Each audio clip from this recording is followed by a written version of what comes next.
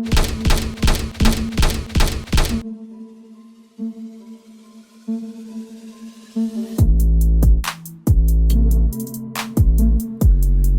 give me a cold one. Hey, Tang, take a cold one.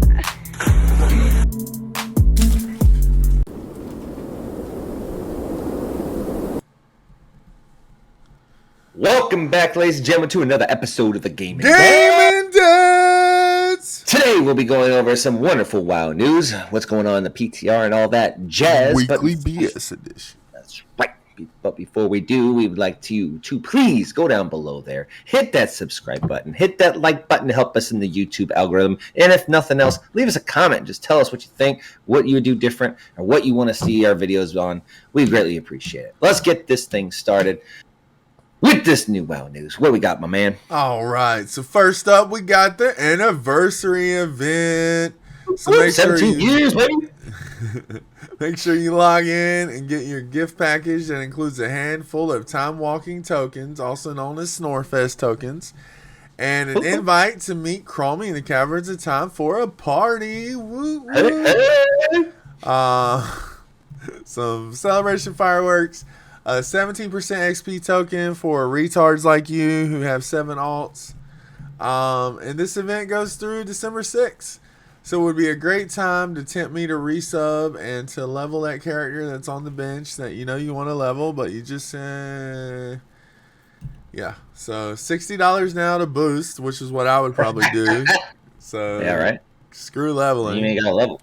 You ain't got to level at all. But then you still got to do Torghast for like 5 weeks. Like, oh my gosh, shoot me in the face. That's true. Mm-hmm. And talking about Torghast, so in the PTR news 9.2, there's been more info on the double legendaries. It's not just a dream; it'll be a reality. But there are some stipulations. Okay, so get into Torghast, get those things so you can get a secondary legendary to level 6. But the caveat to this is you can have one legendary of your choice. So whatever legendary you think is best for your covenant or your class. And then the other legendary is strictly your covenant ability. So for example, I've been playing my druid. It'll be the convoke the spirits legendary. And then I could have Volcanic Pulsar for my ring. And I mean, it'll be very great for some classes. It'll be very lackluster for others. But hey, it is what it is. So anyway, get into the Torghast, farm up your stuff so you get ready to make it. So you can always have 2 legendaries. Also, more Torghast! Slit my throat now. Okay, but the bonus of this, though, right, is after you get level 6 with your legendary, all the new legendary currencies will be picked up from Zereth Mortis, which is the whole new zone that we'll be going into. So, I mean, once you get your level 6, you're good. So, do the work now. You ain't got to do it later, and you can get your legendary boosted as fast as possible. Yeah, that sounds like a good deal. Mm-hmm. The new raid Spelter of the First Ones, also known as Butthole of the First Ones, has been time-gated, and you will be able to face 8 of the 11 bosses in week 1. This will include Anduin. They're saying this is for story reasons and to teach us more, so that's cool, but how much time-gating are you going to do there?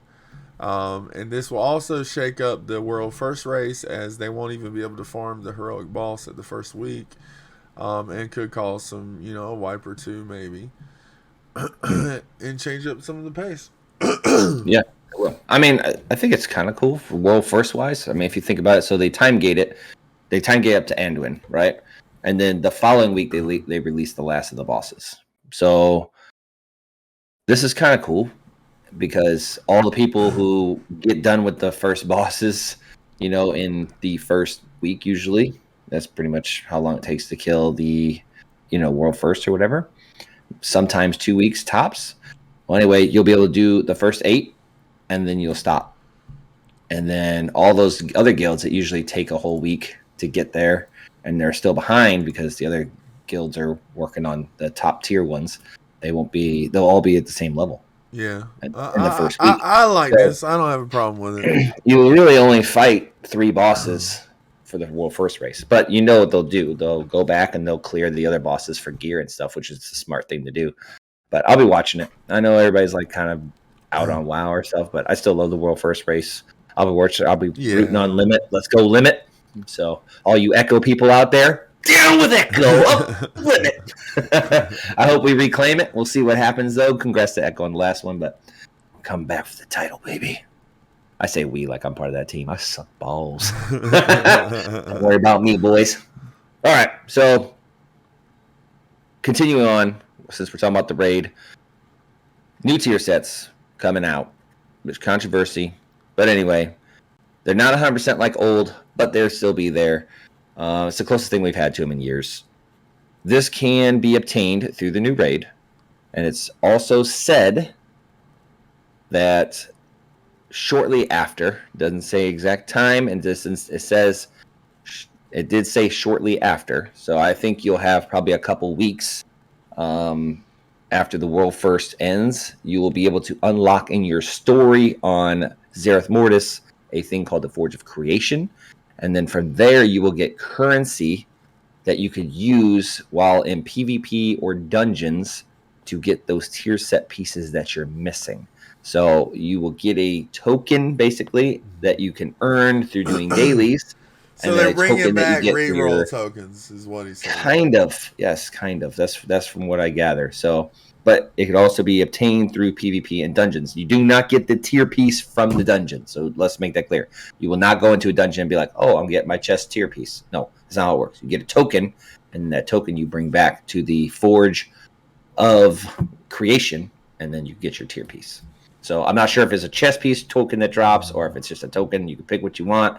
I'm not sure. So that hasn't been specified yet. This is used as your bad luck mechanic or also as a catch-up mechanic. So what do you think on these wonderful tier sets? So I think they're a step in the right direction, but that's about it. It'll be nice to have the tier set bonuses back. It should even out balancing a little more for most of the classes. And so that Boomkins aren't the top dogs all the time? Exactly. And hopefully put us back with Demon Hunters on top, So as long as that's how it works, I'm cool with it. But if it doesn't work that way, then it's complete trash and garbage. So yeah, that's pretty much my feeling. Unfortunately, I do have to say they look very generic. They look very generic. There's only like two I liked. I liked the Rogue, and I think I liked the Shaman. That was pretty much it. Yeah. The Warlock was okay too. But at least we're getting them back. You know? Like we've been bitching and bitching and bitching. We're getting them back. And then, of course, our first complaints are they're ugly. So I don't like that you can get them in Mythic Plus, even though I do plenty of Mythic Plus. But, it is what it is. Mythic Plus is not ever going away. It's true. It's permanent part of the game now. So, yep. And love it or hate it, it's there. So now, if anyone who's stuck around, let's tell them about our new passion. Halo had their 20th anniversary on Monday, and we have been playing pretty much nonstop all our free time with Halo Infinity for free or $1 for 3 months on the Game Pass. Yes, sir. We had. So, it's good. I like it. Yeah. You said you don't like it as much as I do, but I'm really liking it. I'm really enjoying it. We got on last night. We had me, you, we had Troll, we had Stiffer, and we were going 3 or 4 wins, 1 loss. Like we were rocking it, dude. Like hey, we were doing really good. We were communicating well too. We had this one moment where you had the ghost and you were getting the flag back, and I came around the corner with you, dude, and it was like an epic last stand. Literally, you died and I died as the flag returned. I died, and like it was epic. Like it won us the game. It was on point. But we will do a full review on what we think about Halo Infinity, and we hope that you guys check that out as well. Or Halo, is it Infinite? Yeah, Infinite. So I like the game. The thing that I dislike about it, when I'm comparing it to other shooter games, for example, you have like Call of Duty kind of sits on the same level as that, like with the mass PvP kind of thing shooter. The season pass is extremely slow. Extremely. And I think you said it before. I mean, that it's a free-to-play game, so maybe that's the way that they earn money, because you can buy levels. Yeah. But yeah, it's monetization is built into it, unfortunately. Yeah, it's pretty painstaking if you're just trying to get like through the season pass. This is not going to be one of those ones where you go through and you're like, oh, I'm going to blow through these levels just by killing people. It's not like that. You have to use certain guns to kill people, and you got to do certain things, and it's not just simple tasks. But see, either way, I don't really care because I just enjoy the game so much. Like, I love it. I mean, I do like the game. I don't like it as much as you do, and I can't see myself time sinking into it as much as I would like say WoW. But yeah, I will definitely be playing it until 9.2 comes out. For sure. Yeah. But all right. That's pretty much all we got. That's going to do it for us this week, guys. Thanks for tuning in to the Weekly BS. Really appreciate all your support. Please like, subscribe, hit that tip jar up, and anything you can do to help us grow the channel. Any ideas you got, anything you want us to talk about. Gaming Dads out.